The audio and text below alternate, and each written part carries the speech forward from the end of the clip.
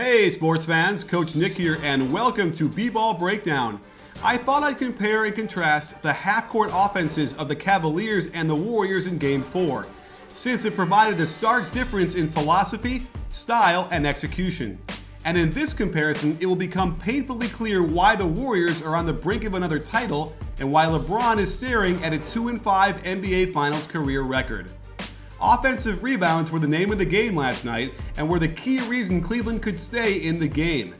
When the Warriors grabbed this errant green shot, notice how all 5 players break into motion to keep the offense moving immediately. It takes no time for Curry to get the ball on a ball screen on the left wing, suck 2 defenders to him, then skip to the open man in the corner for a wide open 3. Compare that to the Cavaliers' offensive board here, where it takes them 8 seconds to get the ball to the top, where the offense resets, allowing the defense to get into position. They set a screen to attack Livingston with LeBron, who is in the midst of a 9-dribble isolation. Watch how Livingston backs up with him to avoid contact, then strips the ball out of his hand when LeBron can't get the expected contact. Tristan Thompson was amazing with his offensive rebounding, but again, notice how they must take 10 seconds off the clock and need to bring it all the way to the top, reset the offense, and allow the defense to get in position. They get the switch they want with Steph guarding Kyrie, but Curry doesn't give ground and Kyrie burps up this bad shot. Now let's look at how the Warriors did when getting early dribble penetration into the lane.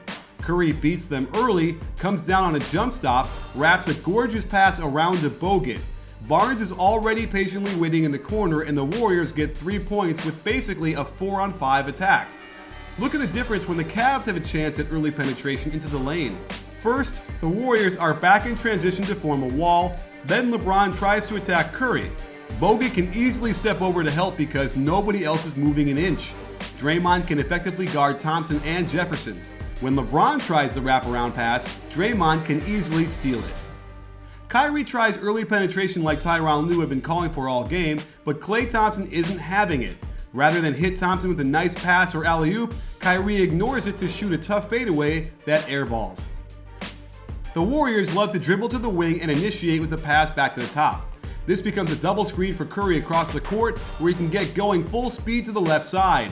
They don't switch, which puts Kyrie so far behind the sprinting Curry that Thompson is forced to switch onto him.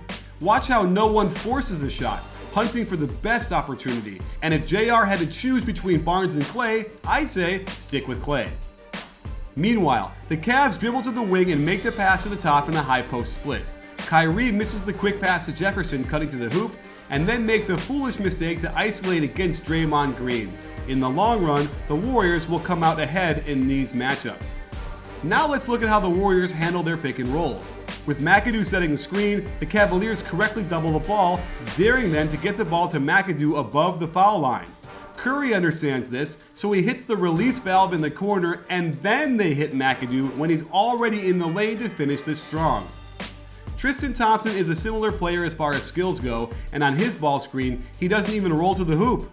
Kyrie hits the pressure release from LeBron on the left wing, and the offense dies with horrible weak side spacing and an ISO that does get LeBron to the hoop, but that bad spacing allows Draymond to swoop in and make the block. The Warriors use the roll man to their advantage better than most teams in the league, and watch how 2 different roll men help to collapse the defense and cause mad scrambles. Klay draws 2 defenders to him while his teammates keep moving to get open. McAdoo finds space in the flat, and they catch Kyrie late to the cutter on the switch. Even with this ball flying to the corner on a deflection, LeBron does not pursue it at all, and Curry makes them all pay. Now let's look at the Cavaliers roll man. JR sets the ball screen but doesn't pop anywhere to catch the ball. LeBron does a karate chop to Steph's neck area before engaging in a stand-in-place 12-dribble stagnant mess, culminating in a brick from three-point land. Golden State also utilizes the dribble to the wing and 2-pass reversal to get into their offense. And here are 2 simultaneous cross screens. Klay gets the brush screen and finds Iguodala on the roll. 2 defenders collapse, nobody picks up Livingston, and the ball sings till it nestles cleanly through the net. Contrast that to the Cavs dribble up 2-pass swing action, and it looks dead on arrival.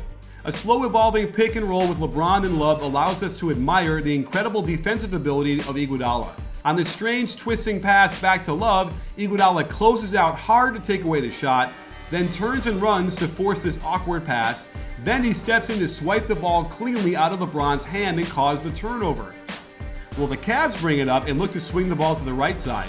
Look how rote this offense is. It's turned LeBron into a spectator, not looking at the basket and allowing Draymond to drop down way off of Thompson while Curry blows up the flare pass. LeBron is reduced to an unaggressive bystander for 7 seconds before passing it to Thompson, who ain't gonna do anything from there until Steph just rips it from him, forcing this long three. However, the wild miss enabled Thompson to get the offensive rebound and get them another possession. And I can't unsee this possession, as it kinda sorta looks like what the Warriors do with their ball reversal, but it takes them 9 seconds to get the ball to the other side. And then they just throw it right back to LeBron out top. Watch how good the defense is. Knowing the Cavs want to screen with McAdoo's man, they switch this while Love is on the way to ball screen. Now, LeBron has got to go against Harrison Barnes, and this is the shot he gets. My eyes! We've talked about how well the Warriors hit the roll man, but the pick and pop is pretty potent for them as well, especially when it's Klay screening for Curry. The only way to defend this is to switch. The only way. Yet, here are Kyrie and JR doubling Curry near half court, and Neri Sol closes out to stop Klay. Meanwhile, the Cavs try this with Shumpert and Kyrie, but Kyrie doesn't hit Shumpert, who had McAdoo on him and could have attacked the closeout. Instead, a rescreen while the other 3 players are statues, and we get a 9-dribble isolation that is so stagnant there is no space for him to get anywhere, and this tough shot. The post-up is also a weapon for the Warriors, primarily as a facilitating position, and the key is the movement off ball is so good it's hard to defend.